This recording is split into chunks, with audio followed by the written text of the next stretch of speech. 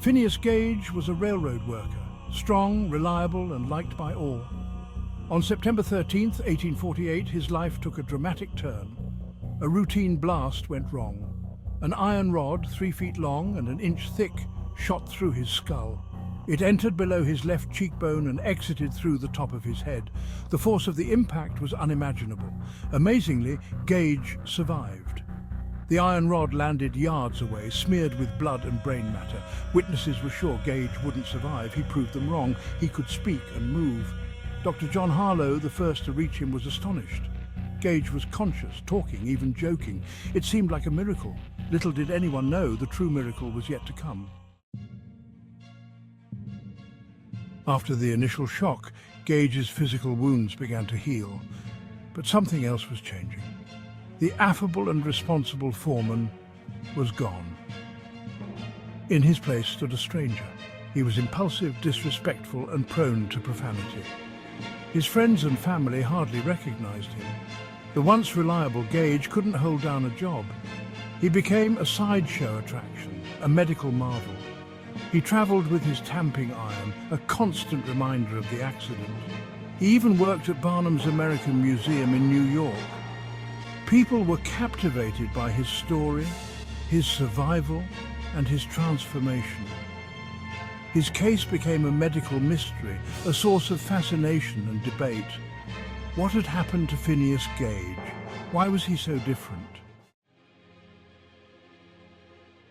Gage's case was a turning point in neuroscience. It offered a glimpse into the brain's role in shaping personality and behavior. Before Gage, the brain was a mystery. His accident suggested that different parts of the brain might be responsible for different functions. The frontal lobe, damaged in Gage's case, seemed crucial for personality, decision-making, and social behavior. His skull, preserved along with the tamping iron, became a scientific artifact. It allowed researchers to reconstruct the path of the rod and the extent of the damage. Gage's case challenged the prevailing view of the mind-body relationship. It suggested that the physical brain, and not just some ethereal soul, was responsible for who we are.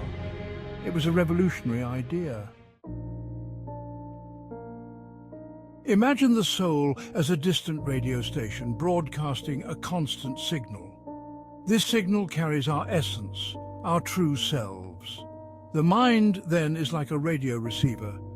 It picks up the soul's signal and translates it into thoughts, emotions, and actions. A well-tuned radio receives a clear signal. The soul's message comes through loud and clear. But what happens when the radio is damaged? What happens when the antenna is bent, the circuits fried? The signal becomes distorted. Static interferes with the music. The soul's whisper is drowned out by the mind's noise. This, I believe, is what happened to Phineas Gage. Section 5. A broken antenna, a fading signal. The iron rod that pierced Gage's skull was like a lightning strike to his radio antenna. It damaged the delicate circuits of his frontal lobe, the part of the brain that helps us filter impulses, regulate emotions, and connect with others. The connection between his soul and his behavior was disrupted. The once clear signal from his soul became garbled, lost in the static of his injured brain. His impulsive behavior, his lack of inhibition, his inability to empathize, these were not signs of a changed soul. They were the heartbreaking consequences of a damaged receiver. The music of his soul was still playing, but the radio could no longer translate it faithfully. Gage's tragedy was not just a physical one, but a spiritual one as well. Section 6. Beyond the damaged circuits. Gage's story is a stark reminder of the brain's fragility. It shows how easily the delicate balance of our minds can be disrupted, but it also offers a glimmer of hope. Despite the extensive damage to his brain, Gage continued to live. He learned to adapt, to navigate the world with his altered mind. He even showed signs of improvement in his later years. This suggests that the brain, even when injured, possesses an astonishing capacity for healing and adaptation. Perhaps the soul, too, plays a role in this recovery. Perhaps its constant signal, even when faintly received, can help guide the brain back towards harmony. Section 7. The enduring enigma of Phineas Gage. Phineas Gage's story, though more than 150 years old, still resonates today. It reminds us of the profound connection between the physical brain and the intangible self. It compels us to ask, what is the nature of the soul? How does it interact with the physical matter of the brain?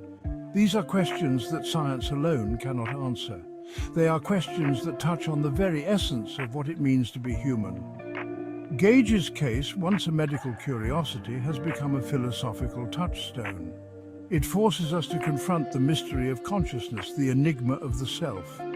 It reminds us that we are more than just our brains, yet inextricably bound to them. Section 8. Tuning in to our own humanity. The story of Phineas Gage is a story about all of us. It's a story about the fragility of our minds, the resilience of our spirits, and the enduring mystery of what it means to be human.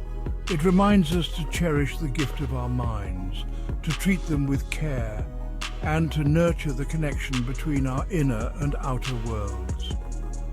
Just as a radio needs tuning to receive a clear signal, so too do our minds need attention and care.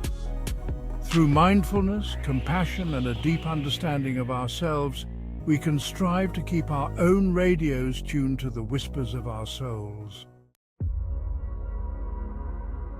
Section 9. An echo of Phineas in the age of neuroscience. In the age of brain imaging and neurotechnology, Gage's story serves as a cautionary tale. As we delve deeper into the workings of the brain, we must remember that we are exploring not just an organ, but the very seat of our humanity. We must proceed with humility, aware of the profound ethical and philosophical implications of our discoveries. Phineas Gage, the man who survived the unsolvable, continues to teach us. His story, etched in the annals of medicine and philosophy, reminds us that the human mind, in all its complexity and fragility, is the ultimate frontier. It is a frontier that we explore not just with scalpels and scanners, but with the open hearts and inquiring minds of fellow travelers on the journey of existence.